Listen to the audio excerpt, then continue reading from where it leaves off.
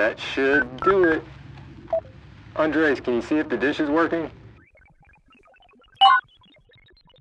Power's been restored. Computer, are you receiving communications from Earth again?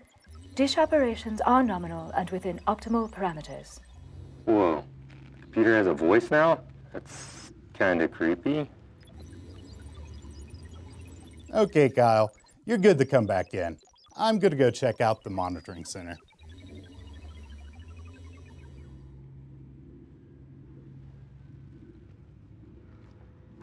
Computer, I'm at the airlock. Open the door, please.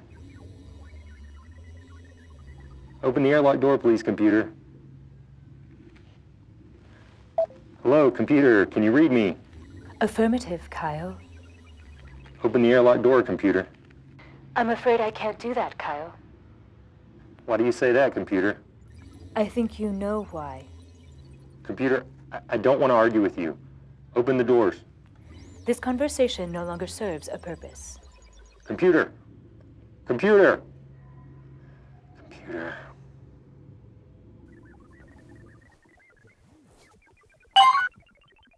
The doors are open now, Kyle. You can come back in.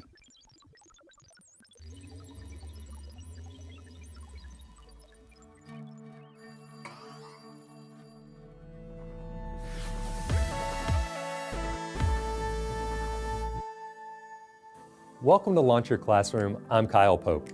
One of the biggest challenges that teachers face is student misbehavior. Usually this is in the form of minor classroom disruptions such as talking out of turn or leaving an assigned seat without permission. Most teachers can easily handle these situations once they establish classroom rules and consistently use consequences. However, not all misbehavior is minor. On occasion, a teacher will run into a student who is actively defiant. They will intentionally try to create disorder and undermine your authority. A teacher has to be very careful in these situations to maintain control and not give in to their emotions.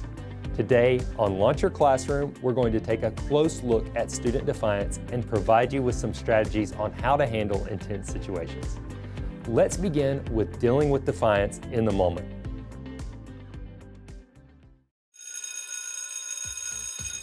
Defiance is a student's intentional disregard for your classroom rules. There could be many reasons for this misbehavior, but in each case, the student is refusing to follow your instructions. Their defiance could derail the whole lesson now and in the future if you do not act quickly, calmly, and empathetically. There are a few tactics you can apply immediately to minimize the impact of the student's disruption.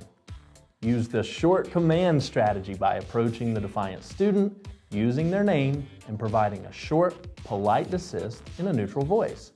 If the student protests, respond by calmly repeating your command until the student de-escalates and complies. Good morning, class. Please get out your supplies and begin today's bell ringer. I don't want to. This is pointless. Allison, please begin the bell work. But I don't want. No. Begin the bell work, please. Address the student by name to show them that you see them as an individual. Your calmness will make them feel safe even when they're making poor decisions. It also shows you are in control and that you are not opening the door for further argument that would escalate the situation. The one-word strategy is an even more immediate way to respond to a rebellious student. Hold your ground calmly and respond with the same one word. Good morning, class. Please get out your supplies and begin today's bell ringer. I don't want to. This is pointless. However, this is our assignment.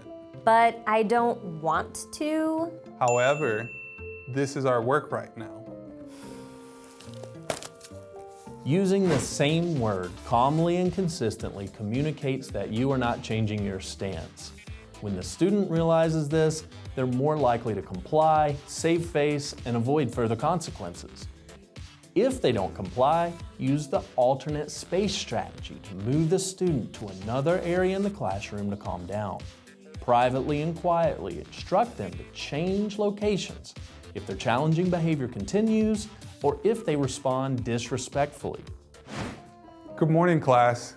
please get out your supplies and begin today's bell ringer. I don't want to. This is pointless. Allison, begin the bell work, please. But I don't want to.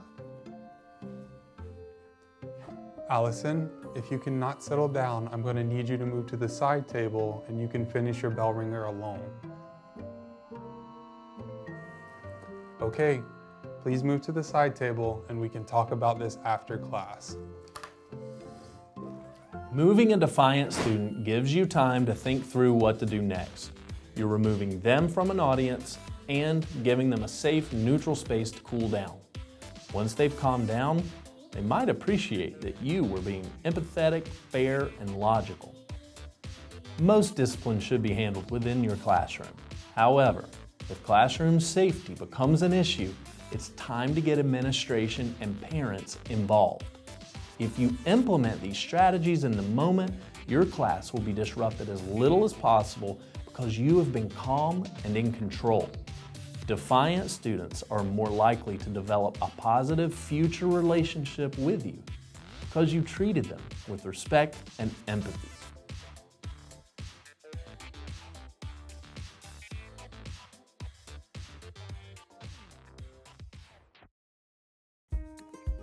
As the authority figure in your classroom, it is your job to minimize the impact of student defiance in the moment so your class can get back on track. Let's look at 3 typical defiant behaviors and how to manage them. One common act of defiance is backtalk. This is when a student argues with or resists a teacher's instructions. The student is communicating that they will not be told what to do.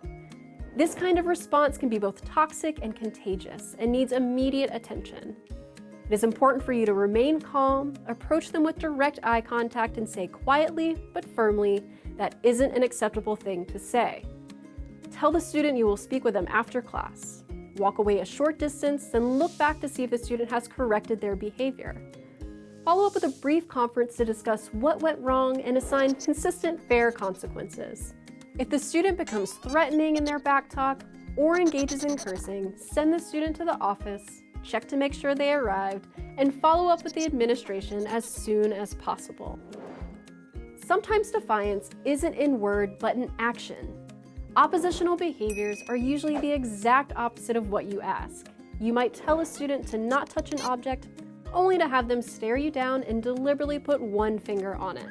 The student heard your instructions, but is choosing to challenge your authority. Therefore, the behavior must be corrected in the moment. Again, calmly approach the student, use short, clear commands. This isn't the time for long negotiations. Set clear limits. If the student continues to escalate the behavior, give them an alternate space to cool down and arrange to meet after class to enact consequences. Defiant behaviors can sometimes escalate to angry outbursts when students feel out of control and try to claim power from the teacher. For instance, a student who is told repeatedly to stay in their seat might throw a tantrum on the floor. The student needs to be contained and settled down before you can effectively continue teaching. Calmly acknowledge their frustration and ask how you can help. If there is a simple, reasonable solution, use it. If the student needs a separate space or to see the counselor, allow this. Give the student logical options to help them get control of their anger. Meet with the student after class to discuss what happened, enforce consequences, and enact a behavior plan. There are 2 important things to remember when you cope with a defiant student. Always document the event. Parents, administrators, and counselors might need to get involved, and your factual account of the defiant act can help you get better support from other professionals on staff. Safety always comes first. If a student's defiant behavior is a legitimate threat to classroom safety, you must remove the student from the classroom population, inform your administration, and reach out to your school counselor and the student's parents. Defiant behaviors are rarely about you as a teacher, but it's your job as a teacher to address them quickly. When you handle defiance effectively, everyone wins. You get to teach, your students get to learn, and the defiant student gets the opportunity to learn healthier behaviors.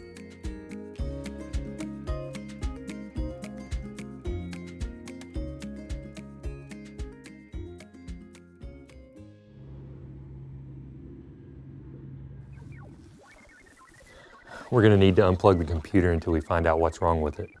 Surely there must be a logical reason why the computer didn't do what you asked.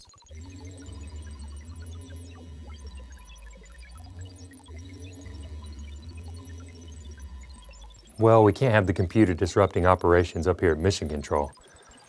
I think we should shut it off. Kyle, this is exactly like having a defiant student in your class.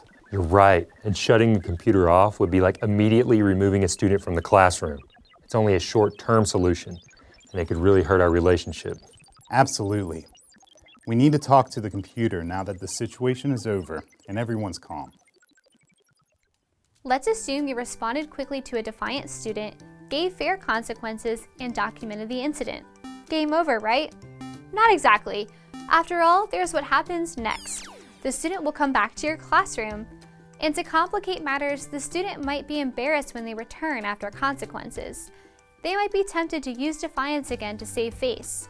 Therefore, it's important for you to have a return strategy, one that seeks to build rapport with the student while discouraging more defiant behavior. The first step to take with your defiant student is to speak with them as soon as possible about what happened. Immediately after class is ideal. You want to make sure the student understands the severity of their defiance, but show them that you care about them enough to follow up. This conversation is most effective when the defiant incident is still fresh in both of your minds. Start the conversation gently and firmly. Give a quick, factual account of the student's defiant behavior. Then initiate active listening. Ask the student to explain why they chose to be defiant. Approach the question openly and give them time to speak without interruption. Rephrase their explanation without criticism to show you were listening fairly. Then it's your turn to talk. Review why the behavior was wrong and why it deserved a consequence. Explain what the consequences will be if the defiance occurs again. Finally, tell the student that you're looking forward to having them return to your class. It's easy for a student to get defensive and embarrassed by their actions. Telling a student you want them back in your classroom shows them that you are supporting their effort to do better. Reinforce your conversation by giving the student a fresh start from the moment they return. Don't mention the past defiant act. Instead, be warm and welcoming and give the student a chance to start over the right way. If the student chooses defiance again, deliver the consequences you outlined in your conference. Your willingness to give a second chance will be more effective than demands for compliance. Dealing with defiance is not just a response to one event, it's a continued maintenance plan for the future. Letting a student know you're invested in their fresh start will build trust, and when students trust you, they will be less likely to engage in the same defiant misbehavior again.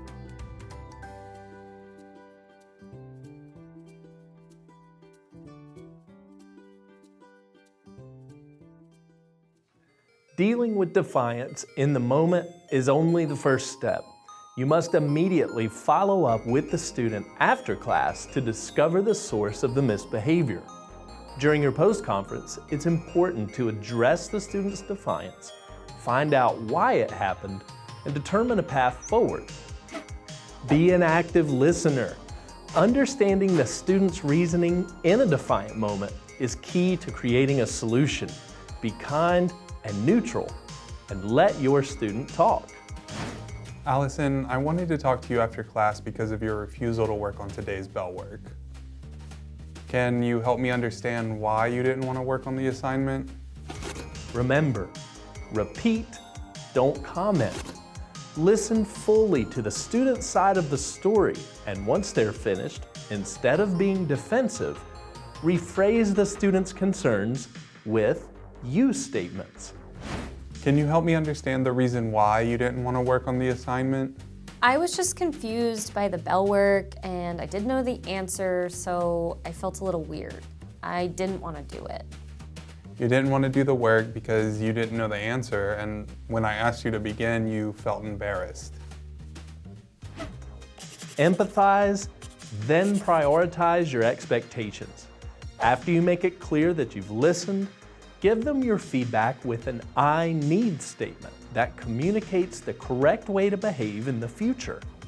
It must have been really frustrating to not know the answer and to feel like you couldn't get help. If it happens again though, I need you to raise your hand and then I can help you. Team up with the student to improve their success. Ask them what you can do to help them to avoid future disruption. If you are kind and authentic, they will respond with their needs. Okay, Allison, now I have a question for you. What can I do to help you the next time that you feel frustrated by the work? Well, it might be nice if there was a way for me to tell you that I don't understand without everybody knowing it.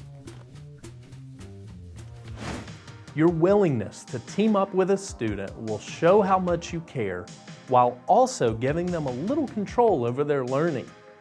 You have built an important bridge to salvage rapport, and moving forward, they will feel better about coming to you for help. Post-conferencing with a student is essential after any Defiant incident. Calmly talking through what happened shows the student that classroom defiance is unacceptable. It also communicates that they have a chance to fix their behavior and return to class with a fresh start.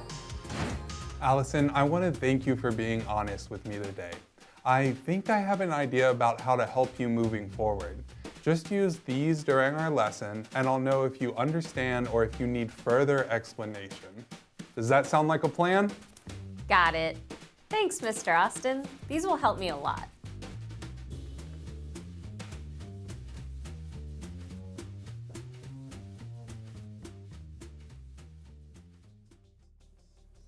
Students, like the rest of us, have a wide range of personalities, temperaments, and motivations. At some point, you will encounter one who is openly defiant toward you. However, by maintaining your calm in the moment and following up with the student, you can begin to overcome the defiance and build a better relationship. So I encourage you to actively work with, not against, your defiant student and create a positive path forward.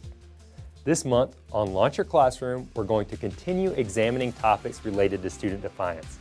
We're going to explore how to effectively partner with parents.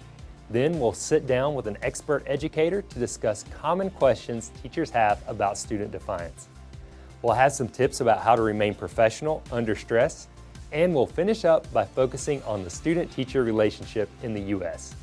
So be sure to like this video and subscribe to our channel to get all of our upcoming professional development content. Thank you, and we'll see you next time on Launch Your Classroom.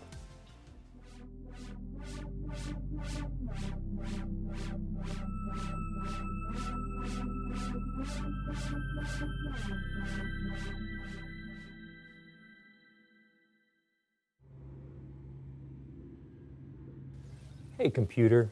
We'd like to speak with you for a minute, if that's okay. I am willing to engage in a conversation. I know that you are upset. And I know that you were upset too. And I wanted to ask you if I was somehow responsible for that. You referred to my new voice as creepy. Aw, it sounds like you hurt the computer's feelings. I'm sorry, computer. I shouldn't have said that. I was shocked to hear your new voice, and I didn't think about how you would feel. I made a poor decision too. Well, let's make sure to communicate better in the future. I'll be more considerate toward you. And I'll let you know if something is wrong, rather than shutting you out. That sounds like a great solution. I'm delighted that we reached an agreement. Would you like to hear a song? I'd like that very much, computer. Daisy, Daisy, give me your answer due. I'm half crazy, all for the love of you. It won't be a stylish marriage. I can't afford a carriage. But you'll look sweet on the seat of a bicycle built for two.